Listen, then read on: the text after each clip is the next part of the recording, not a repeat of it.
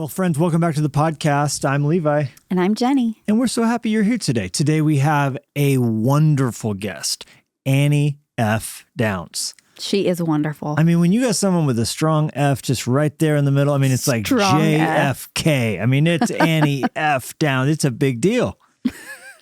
She is a prolific podcaster, as well as an author, a speaker, and just a wonderful human being in general. She's a wonderful human being. She is a joy to be around. She's always inspiring, and the stories that she tells and the things that she experiences, and I love this conversation with her. In addition to her podcast, That Sounds Fun, and the Podcast Network, she also is the author of a brand new book called Where Did TJ Go?, which she co-wrote with her sister in response to Annie's nephew, her sister's son, going to be with Jesus as a very young baby. Yeah. It's a beautiful story. We read it to our kids. We love it. And we talk about that some in this conversation. Before we jump into the episode, we do want to mention that the Fresh Life Leadership College is accepting applications for our fall term. If you're thinking about what God has for you next and want to have an environment that's full of ministry and a Holy Spirit emphasis to your studying and learning for, marketplace work, ministry work, this could be the great place for you to be a part while of it. Being in Montana and adventurous and a part of all the things that God's doing here at the church. All the things, yeah. So you can get information in the show notes. The link is there. We'd love to have you be a part of it. Well, without further ado, here's Annie F. Downs.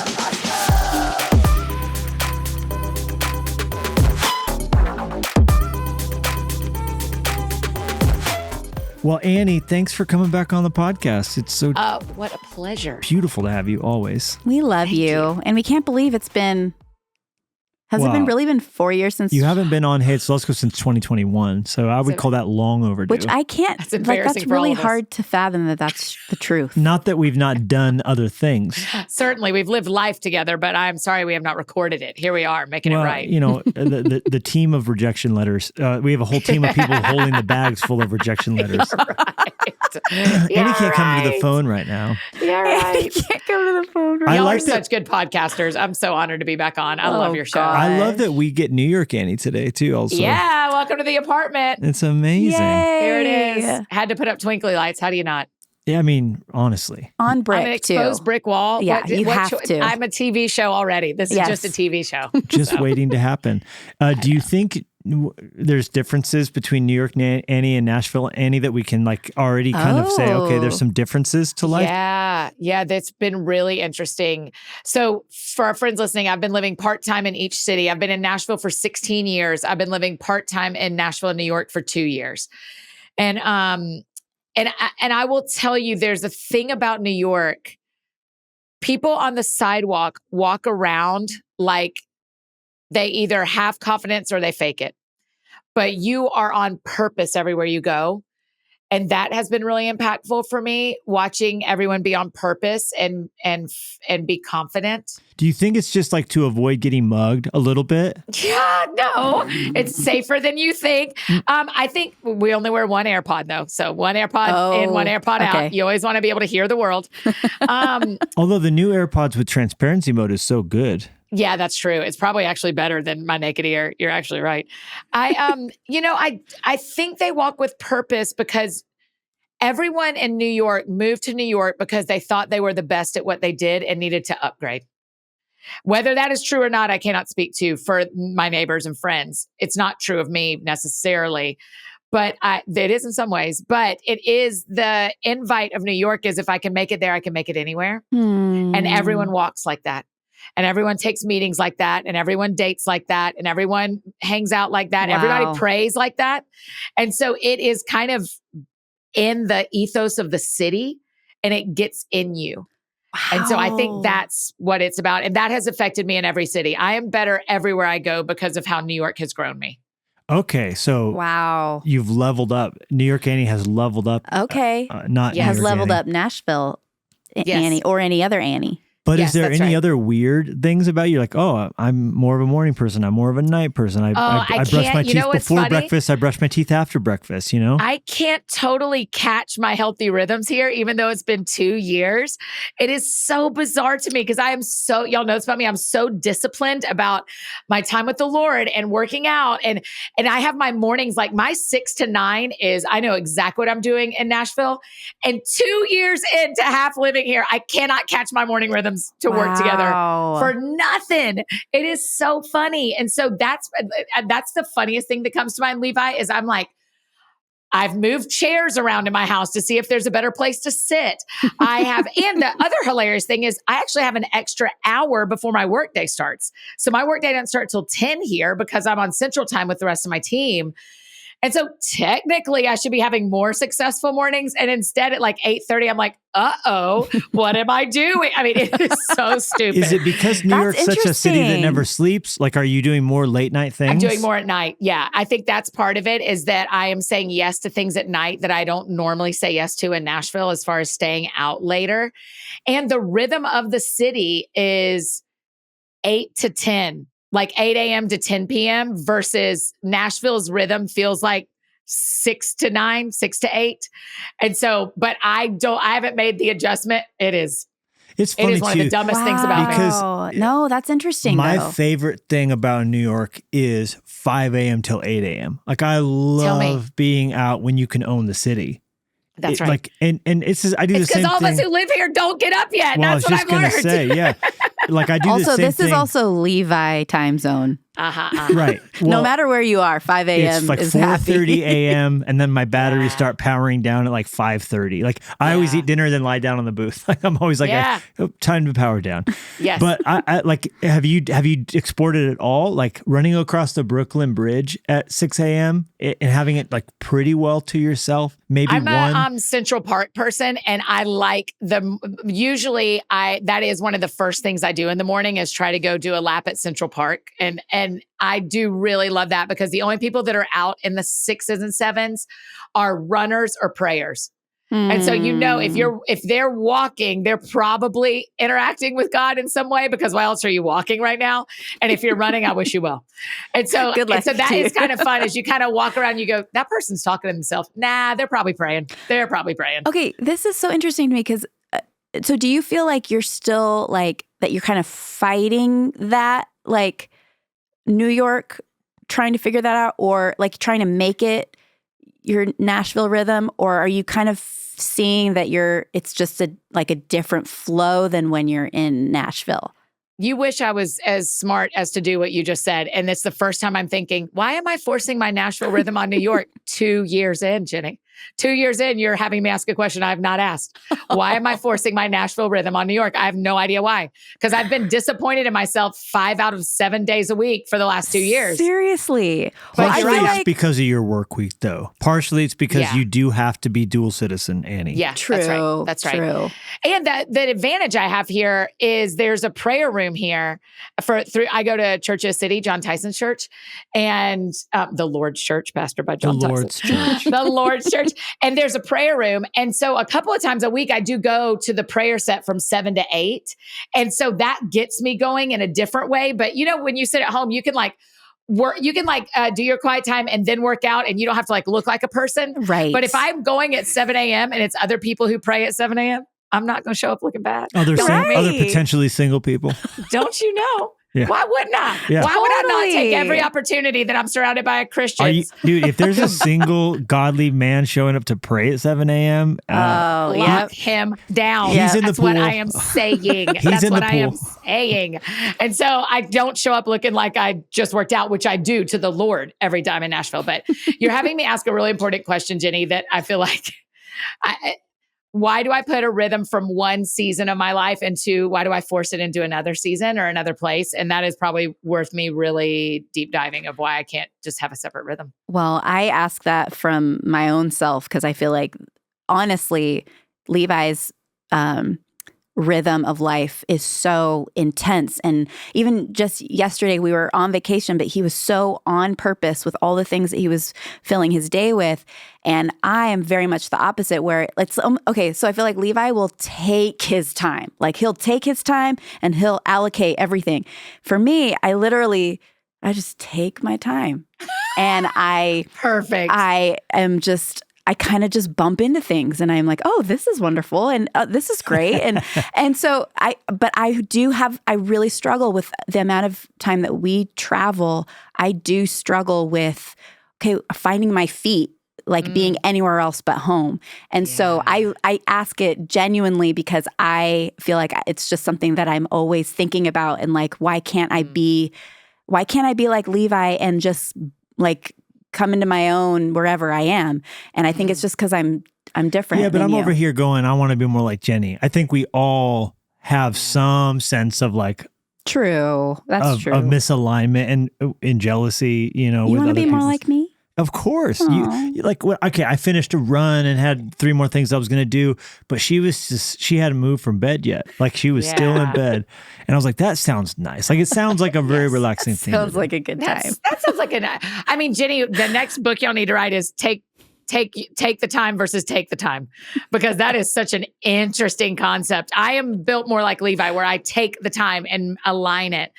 And there is something about what would it feel like if I didn't feel like every minute had to count for something outside of my own health, like, and I think that's something I struggle with, is going like, well, I can't, like, even on my Sabbath this week, I did something very un-Sabbath and I packed a box and shipped it back to Nashville for things that I need in Nashville. And as I was walking it to the FedEx store, I said, why'd you do this today? Yeah. This is not what you do today. But I had time. What you do today. I had time. Yeah. And I had a little window of time. And instead of resisting the pull of the world to make this moment matter and count and tick a box, when it was already on my to-do list for tomorrow, it was on my to-do list. There was space set for it tomorrow. And I did it in the middle of my Sabbath. And that is so not respectful to God or myself. That's so wild. I'm so, I feel so seen in the wrong way when you talk. I feel seen and exposed. I feel seen for you. I'm like, you feel seen for me? Yeah. Yes. Secondhand seening. It's beautiful. Because I look back on previous things. Like there was a season in our life where we would go to this one city all the time. And I would drive every morning past 7 coffee shops to get to the really good one. Yeah. And I think of how much of my time in my life I could have had back if I just had drank the stupid Keurig in the hotel room. Yeah. And been there. And so I do want to be the kind of person who can be more in the moment and drink it in and not, be the Disney dad rushing us on to Space Mountain when it's like, hey, if the kids want to play with napkins, let them play with napkins, Yeah. Yeah. But the world needs Levi's and Annies and Jennies. Annie's and Levi's keep the world moving, and Jennie's make it a better place to be. There you go. The Jennies put on our seatbelts, and we keep the world moving.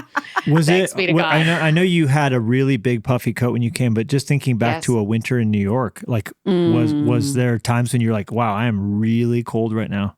Dude, when I saw my counselor in February, I was like, I can't do this. It's too cold. I'm miserable. And she said, we don't make decisions about New York in February. Yeah, there you go. Amen. And I thought that is a really interesting thing to say. In the middle of the worst part of a season, you don't make a decision about that season. Yes. And I thought that, so yes, there were a couple, my whole family, when Where Did TJ Go released, my whole family came to New York and my whole team. It was like my Christmas gift to the team was to experience New York, and my family was going to be here. And it like sideways snowed on us trying to walk to lunch. And I was like, what have I brought these people into? This place is terrible. Yeah, you walk up the wrong, so cold. It's east to west or north to south corridors, and the wind comes howling through there. It's like Chicago in that way. It's brutal. It's brutal cold. So yeah, February was really hard. A lot of people are like, you picked February, because I as I go back and forth, I kind of go like, okay, this chunk of 6 weeks I'll be in New York. These couple of months I'll be in Nashville. They were like, you picked February? And but it was good and right. And I actually, this is another thing about New York, to go back to how New York has changed me, is, do I have time to tell you all a little story about what happened when I got here? So when I got to my apartment, some friends had stayed here the weekend before for a conference that was happening in town. I got there and my spare keys were missing and the doorknob was broken.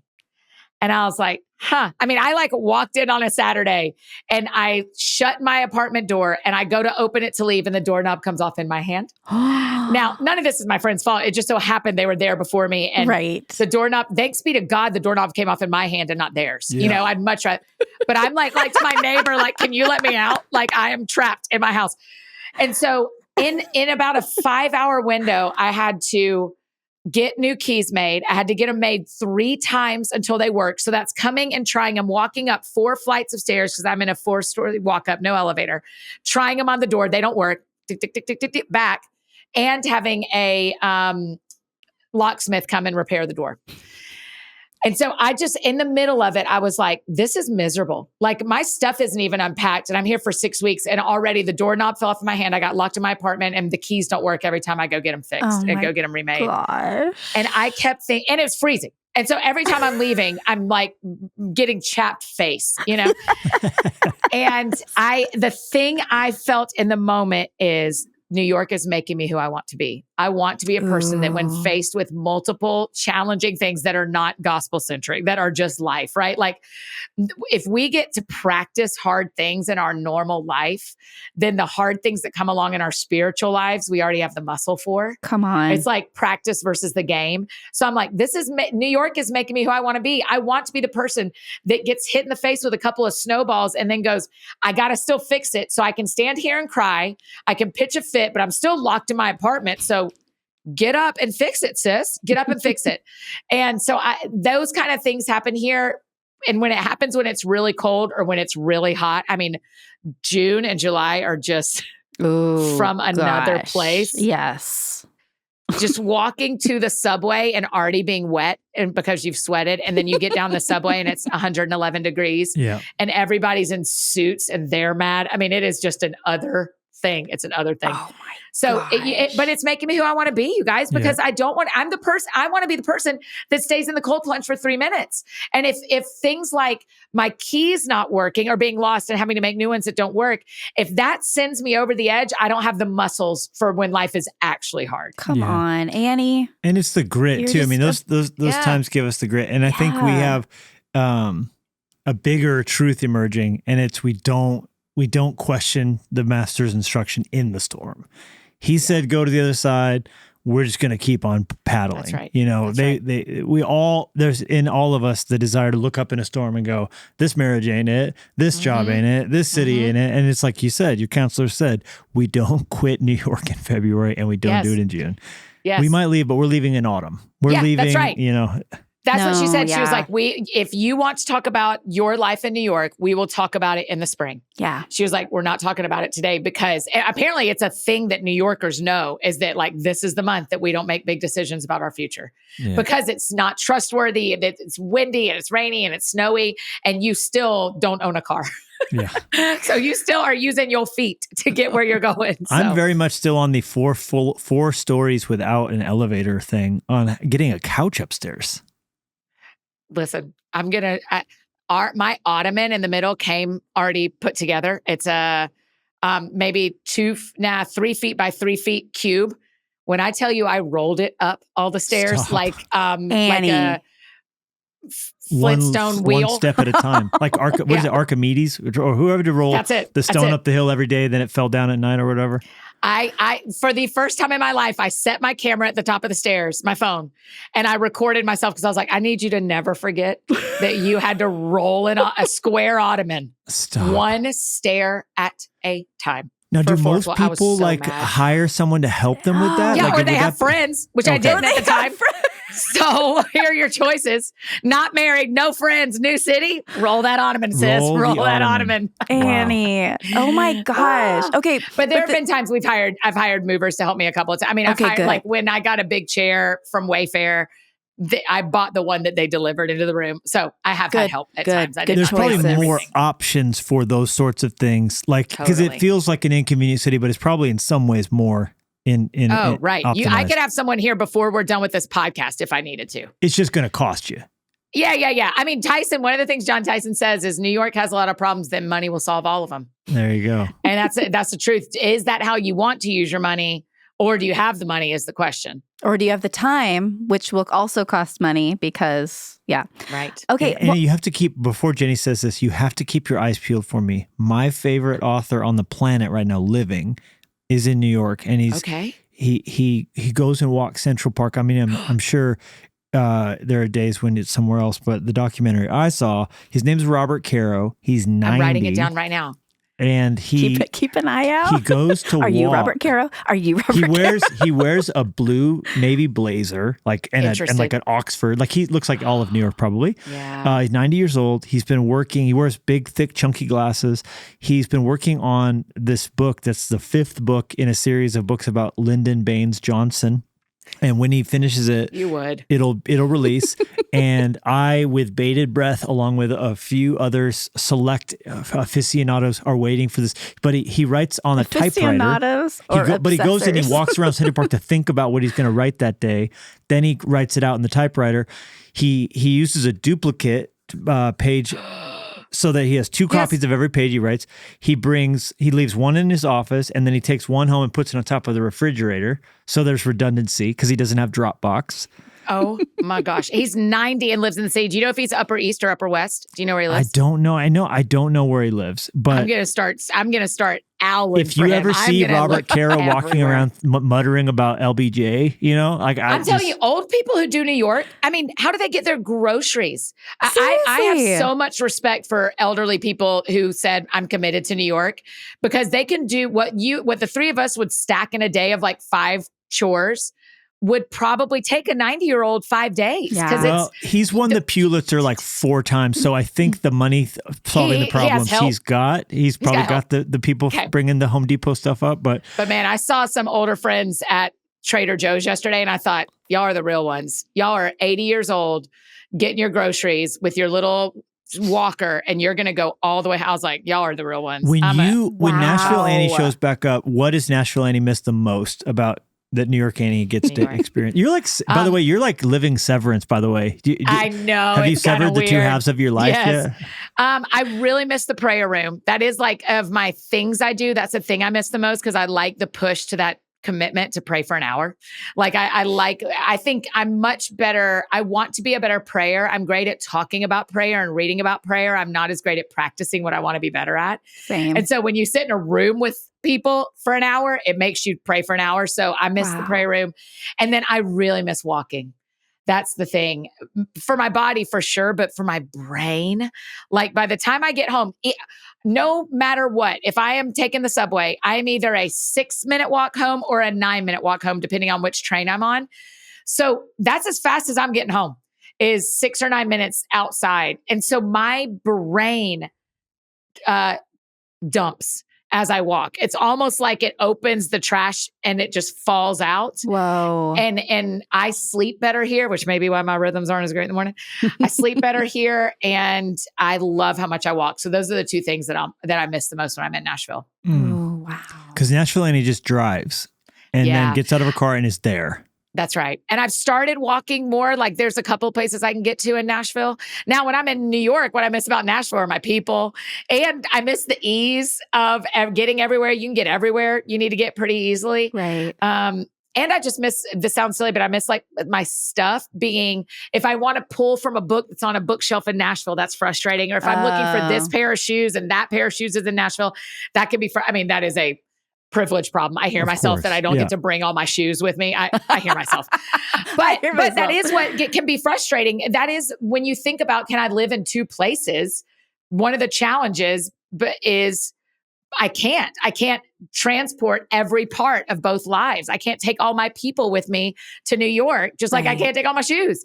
And so I'm leaving behind, every time I leave, I'm leaving behind people that I really love and relationships I really care about, and things and people that I may need. And every time it frustrates.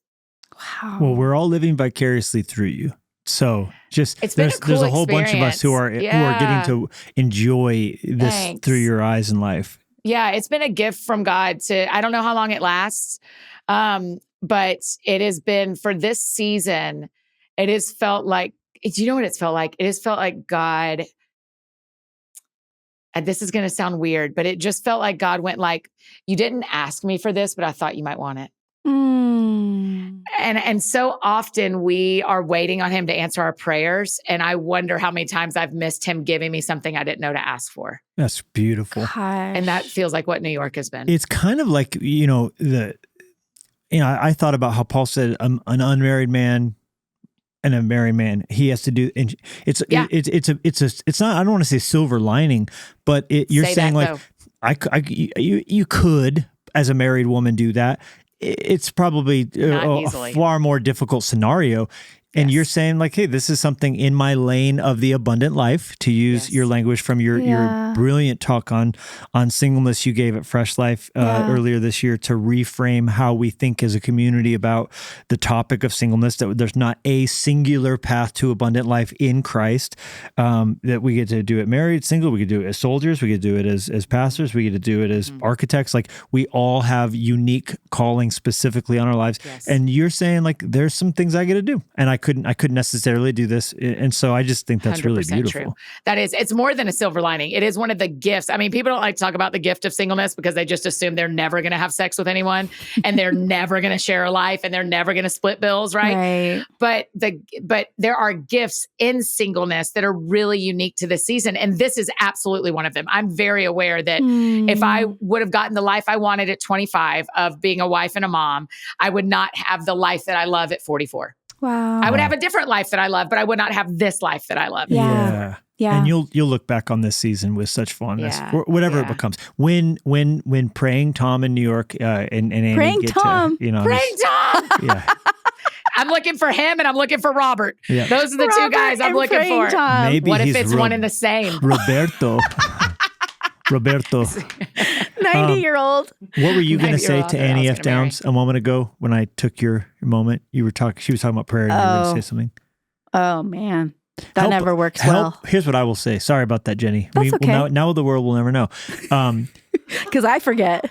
Does Annie F. Downs have any hacks on prayer? I know that's such a denigrating way to talk about it, but writing your prayers, praying while walking. What are some? That's I know great. You said praying in a meeting with other people. Yeah, that makes me stay focused on what everybody's praying about. Because, there's, y'all do know this, but, there's personal prayer, there's individual prayer, and then there's corporate prayer where y'all are going after the same thing at the same time.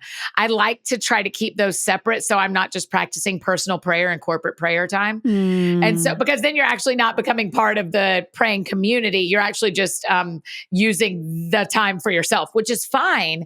But I actually want to be part of moving a ball forward wherever I'm praying corporately, whether it's before a service, like we prayed before Fresh Life, or whether it is before whatever God's doing in New York City, or whatever God's doing in Nashville, or whatever.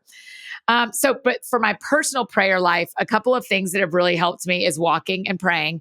I will put on, I'll listen to Lectio 365, or I'll listen to, right now, I'm sure y'all are too, I'm just crushing Sons of Sunday. Like, those songs they're releasing are so good. So good. Or I'm doing the John Eldridge's 1 Minute Pause app, because actually in his app, there are 10-minute pauses. There's a 17-minute music only.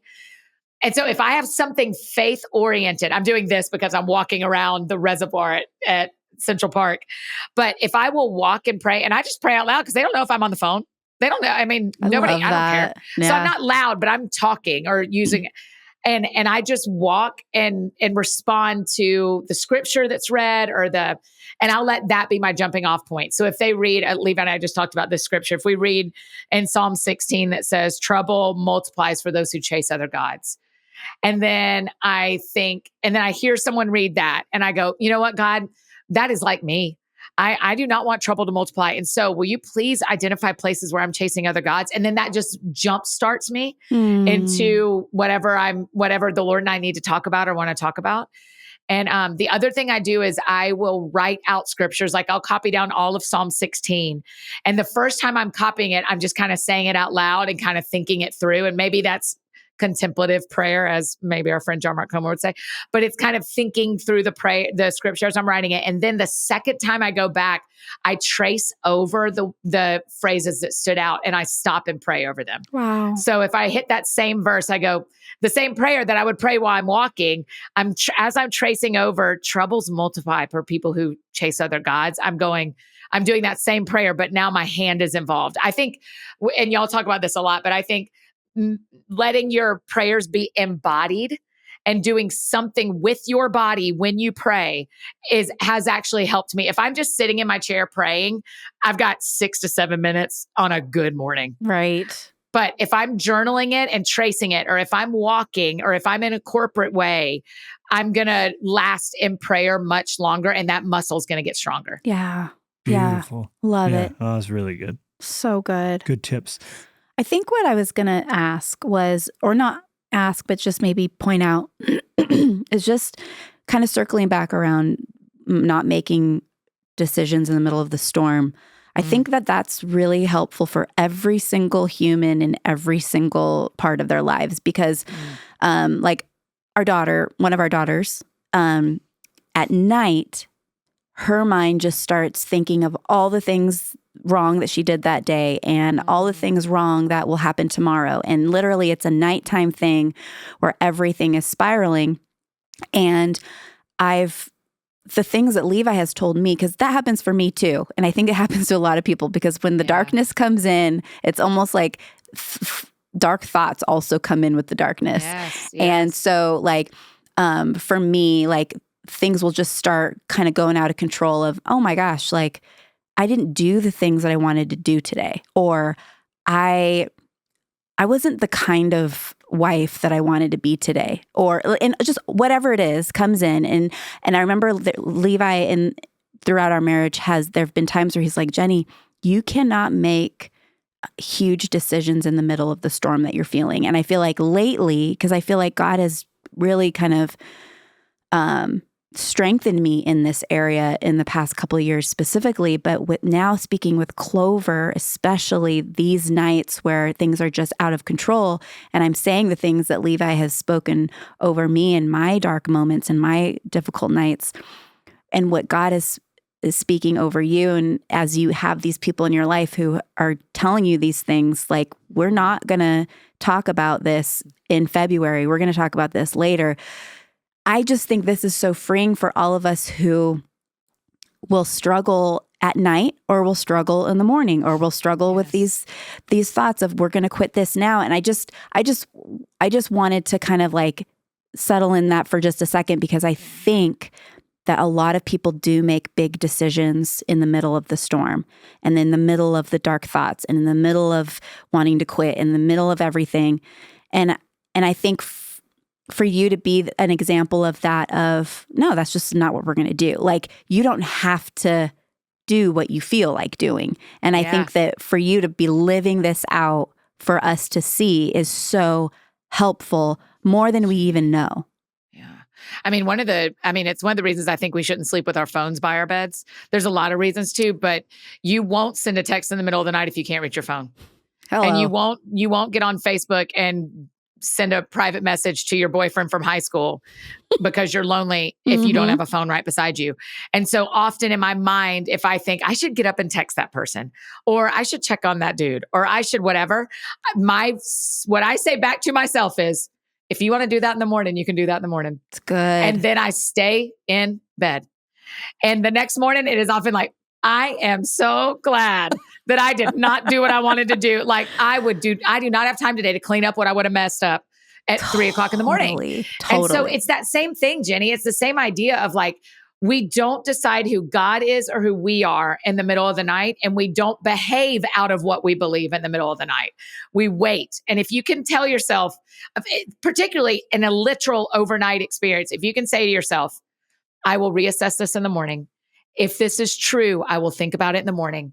If I want to do this, I will do it in the morning, and daylight changes everything. And sometimes I still send the text, but I didn't send it at 3 a.m. I sent it at 10. Come on. And it has a totally different spirit behind it, or totally different need behind it, or whatever. So you're right. Like, save it for the morning as much as you can in the middle of the night. Save it for the morning. It's kind of like a similar thing. I think it was Chesterton who said about alcohol, never drink because you are sad, only drink when you are happy.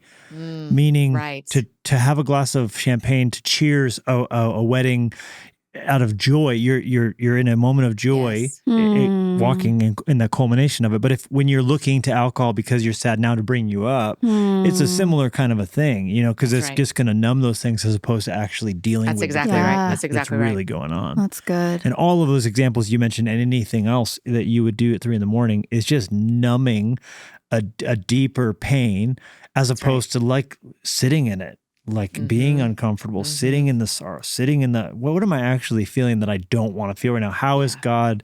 I remember you said to me at one time, I was like, man, I've been waking up at 2 a.m. lately. And you were like, what's God trying to say to you? I was like, I have not asked that question because I've been trying to do anything to avoid it probably, So it's like, in those moments, like, what about being uncomfortable right now am I trying to mask versus dealing with what's under it, right? I'm going to quote my counselor again, but last week I sat with her and I said, I need some tools to resist sin.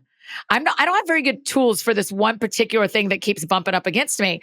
And I was like, I'm embarrassed to tell you, but confession's always embarrassing. I mean, we've walked through it as friends. I mean, confession's always embarrassing.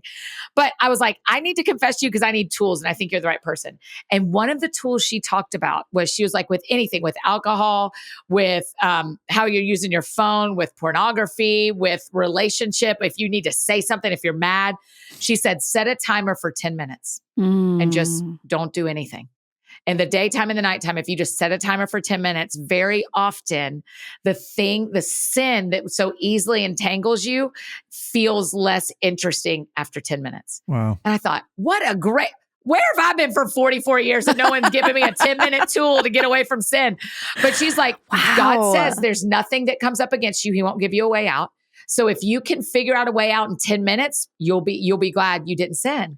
Brilliant. And it has served me in anger. It has served me in lust. It has served me in frustration. It has served me in the last week where I just went like, well, here we go. This is when you set a 10-minute timer. Wow. And then you start thinking about something else, or you get up and do something else, or you're out of time to be mad. And suddenly you're not as mad as you were because you had, some water and now you're fine. And it is a 10-minute timer. Brilliant. That's changing this podcast is going to be called All the Problems in Life Solved with an Egg Timer right there. Yeah, that's it. That's right. You need to like create a that sounds fun timer. Like, and it's like a cute Annie timer that like you just, I don't know. Get you out of sin. I'll buy this is your cute little timer to get you out of sin. Because we can't use our phone, so it's got to be a physical timer that would sit there. Okay, Annie, I want to talk. New merch item. I want to pivot and talk about your new book. We could go on and on about this all day, but Where Did TJ Go? Which is your newest book, co-written with your sister. Yeah. So special. So for all the Lusketeers listening who have kids, and especially, I think one of the real values of this book is going to be to get 6 of them and to have them sitting in your pantry for when inevitably a neighborhood pain point shows up, someone in your community loses someone. It could be a grandparent, it could be anybody, because we all have resources to send to the adults. But this is a resource to help the kids process the grief and the confusion, specifically in the instance of your book with the death of a child. But it could be any grief that this, I think, would be helpful and useful. So I want to talk about that a little bit. Yeah, it is such, y'all know this profoundly. This is never a journey you want to go on. Who wants to write the book about a kid dying? I not only do I not want to write the book, I didn't want to live it. Y'all didn't want to live it. We don't want to live that. But 2 years ago, my sister and her husband, they have one son named Sam, who is practically an idol in my life. I like him so much. And so Jennie, we talked about it. Jennie and I sat at breakfast where I was like, what do I do with my nephew who is living? Because I feel like I'm always treat him like a little statue that I can't break. But so he was 2 years old when my sister got pregnant again. And that baby, TJ, was diagnosed with trisomy 18, and which is a life-limiting diagnosis. There are very few kids that live through even to birth. And then the percentage that ever leave the hospital is lower as you go. And so what ended up happening is, as it was getting closer to TJ's birth, Tatum's counselor, my sister's counselor, said, you should probably find a book to read to Sam, my older nephew, about the loss of a sibling. So she calls me because we run in this group. She's like, can you tell me what book people read? And I was like, you know what? I don't know. Let me call. So I called families. I called parents. I called counselors. I called pastors. Nobody had the book. Nobody had the book. I was like, what's the book? Like, what's the book that we read to families that are particularly Christian families that want a gospel story? There was a couple of recommendations that were not gospel centric. But then I was like, well, where's the gospel one? And they were like, there isn't one. And I was like, well, I don't make casseroles, but I can write a book. Yes, I can tell a story, you know? And so originally, honestly, y'all, I think I told y'all this when it was happening, but I wrote this because Sam needed it. Yeah. So I told myself the story in my phone when I was driving one day and got home and typed it up, printed it up on 8.5 by 11 and stole some clip art from the internet, took it to the local print shop. They laminated it and bound it. And I made a copy for my parents and a copy for my sister. And I'm telling you, I thought that was the end of the journey. I've done that 2 other times where I've gifted a family a story and those don't ever get published. They're just gifts. Right. And then as Tatum started reading it to Sam, TJ lived 56 days. And a couple of months after TJ died, Tatum started reading the book to Sam. And she would call me and be like, hey, this page is too long. He's bored.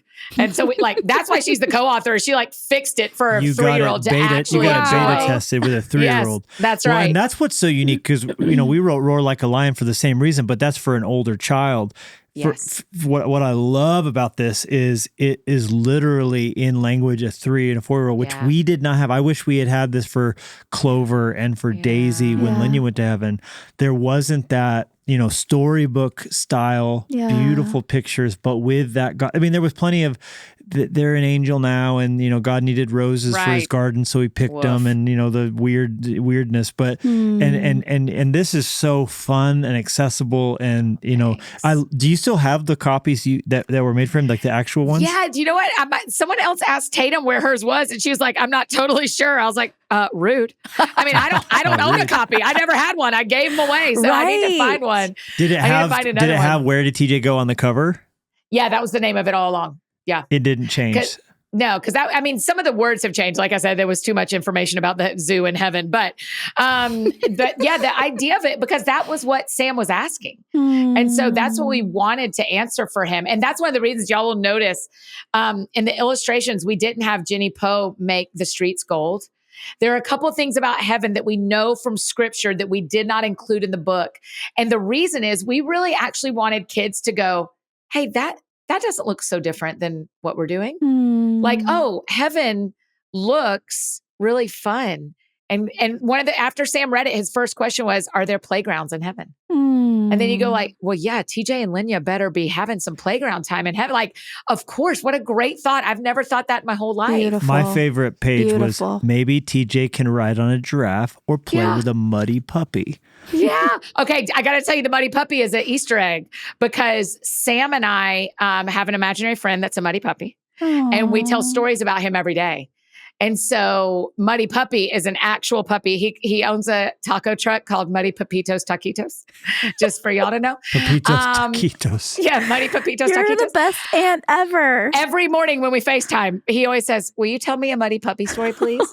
And so we had to put Muddy Puppy in the book. Wow, it's great. And Muddy Puppy's look on his face, I really like. He loves being a Muddy Puppy. I feel like this is like a precursor to a Muddy Puppy series. I hope so. There's also Yellow Fluff, who's a cat. And so there's a couple that we all work together at I can't believe I'm telling you all this. We all work together at Vermont Hills Inn. It's a snow and it's an inn, and we run an inn. And Muddy Puppy and the mice do all the cleaning. I mean, there's just so much. I need to stop. It's wonderful. We have a whole world. And Muddy Puppy, I hope we do a series with him. Yes. But there were things like that. The other Easter egg I'll tell y'all real quick is there's a page where Jesus is reading a book to TJ. And without telling me, the illustrator drew Jesus reading TJ another one of my kids' books. So that's my book that Jesus picked up to read to TJ. And when we saw that, I just burst into tears, just thinking that Jesus would choose my book. Precious. Isn't that wild? So sweet. Annie. So those are my 2 little favorite Easter eggs in the illustrations. Well, we got the whole family together to read it. And then here's the acid test. what happens next? Because I can guarantee I can get my entire family together to start a book. Yeah. And either they are going to make it through the end or not. And Lennox and even Olivia was home from college break when it showed up. And every single one of them stayed riveted the whole time. Mm-hmm. We all felt the feels. No, we never had to re-wrangle anybody back. It was like a joy to read through the book. And it was fun. It was so whimsical and lighthearted, but you're conveying real concrete truth. Yeah. You know, this book is concrete. This is going to give you can sink your teeth into it. Yeah. You know that TJ didn't go. TJ went somewhere, and where he went is heaven. And what is happening there is a real place full of real activity. And so I think this is going to be really helpful. I can't even imagine the kind of feedback you've already been getting back. It's really kind. There's a lot of families that have found it to be really helpful. Our hope, you know, y'all have probably had this happen too, where people say, if it just helps one family. I'm like, if it just helps one family, I should have gotten coffee with them. I should have written an entire book. And also, that's not how seeds work. You don't plant a seed and get a seed. You plant a seed and get a tree that bears fruit forever. And so that's what we want with Where Did TJ Go? Is we planted a seed. We have sown in tears. We want to reap in joy. Yes. And so the feedback from families, we've gotten to do a couple of things that I would love for your people to know about. One is we have these book plates that say "in loving memory of," and they're free. I'll just sign them and mail them. And so that you can get that at wheredidtjgo.com. But I've done upwards of 700, and it is just unbelievable. I mean, these families, one mom put on her Insta story, so I don't mind telling you because she did it publicly. Her daughters were named, I think, Leah and Grace. And so she videos her older son saying, "Those are my sisters. Those are my sisters." And both daughters have died and gone to heaven. And so those are my sisters. And then the next slide is her. It gives me goosebumps to tell you. The next slide is her typing. And she says, "I've never seen another person write my daughter's names because they never went to school and they never, because they were infants." And she's like, "It means so much to me to see another adult write their names." So they get a video of you writing it? No. Just the book plate. We mail it to them. I see. And so I write it. And so it's been such a gift. So the feedback from all these families who are getting it. And then we've had nonprofits. I'm sure y'all experienced this when you lost Linnea too, but all these nonprofits are so helpful. They like send baskets and send things to kids and send things to families. And so they've all jumped in and are like, we're including Where Did TJ Go now. And so our publisher, this is for anybody, not just for nonprofits, but our publisher is selling, if you buy 25 or more, you get them at 50% off with no shipping. Because they were just like, we want as many families as can be helped by this to be helped by this. Yeah. And all that information is at wheredidtjgo.com as well. But I don't ever read reviews. Y'all know that. I mean, I think we've talked about this, but editors are for authors. Reviews are for readers. Reviews are not for authors. It does not serve me to read all those. No, that's a good way to live. But my sister's reading them all as my co-author because people are giving feedback on her family. Yeah. And that's okay. It's okay that not everybody loves it. That's not what I'm saying, but it's been really meaningful to her how many people have said how much it helped their family. Yeah, and that's all we can ask for is that my favorite sentence in the book is a part of our daily lexicon, and it's a part of what I know is a part of you guys as well, is where you say, "Sam likes knowing that TJ is with Jesus in heaven, and when he prays, Sam asks Jesus to tell his little brother hi for him."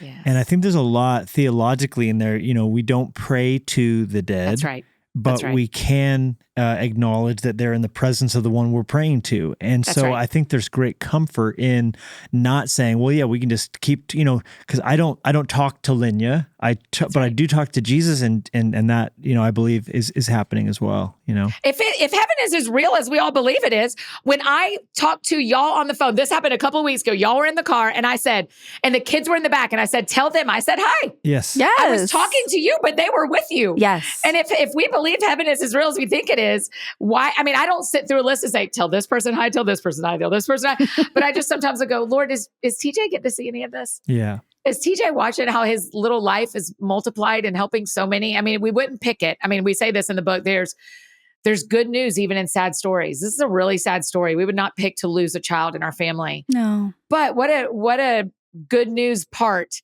is that now Where Did TJ Go gets to help other families process this pain. And y'all experience this as the parents, but we're hearing from a lot of parents going like, I needed to read this once by myself. Yeah. Because I needed a moment to cry through and to think through before I read it with my kids. But it also gives you this middle thing to have conversations with your kids that, especially the fresher the loss is, the more grieving parents who raise grieving kids are, to me, y'all are an elite level of hero because you're feeling your feelings, you're grieving your loss, but you're raising people who are grieving loss too. And so we hope Where Did TJ Go is just a gift and a resource to the heroes that are the grieving parents raising grieving kids. Yeah, it's beautiful. That's what it is. Thank you so much, Annie. Well, Jennie and Levi Lusko would like to put a stamp of grieving parent approval on Where Did TJ Go to say, not only do we recommend it and like it and are grateful we got to read it with Lennox, but also because it's like an onion, the layers of grief change. And there's, even for him, his grief is different than the rest of his sisters because he didn't get to meet Lenya. Yes. So he doesn't have a photo with her. Everybody else does. He doesn't have memories of her. Everybody else does. So for us to watch him grieve now and know he will grieve later. We'll grieve at Livy's wedding. It'll be a different thing. But I think for us to say, not only are we glad we have it and we'll recommend it, but we wish we would have had it when Daisy and Clover were young. So thank you for writing this. Thank you to you and your sister and to the tremendously talented, you said it's Jennie Poe? Jennie Poe, yeah. Who spells it with an IE, by the way. Did you see that? Hey. Yeah, she did all the best Jennies do. She did a great job with the illustrations. Thank you. Yeah, she's beautiful. A real godsend. She went and read everything she could read about TJ. She drew us pictures of TJ as an infant.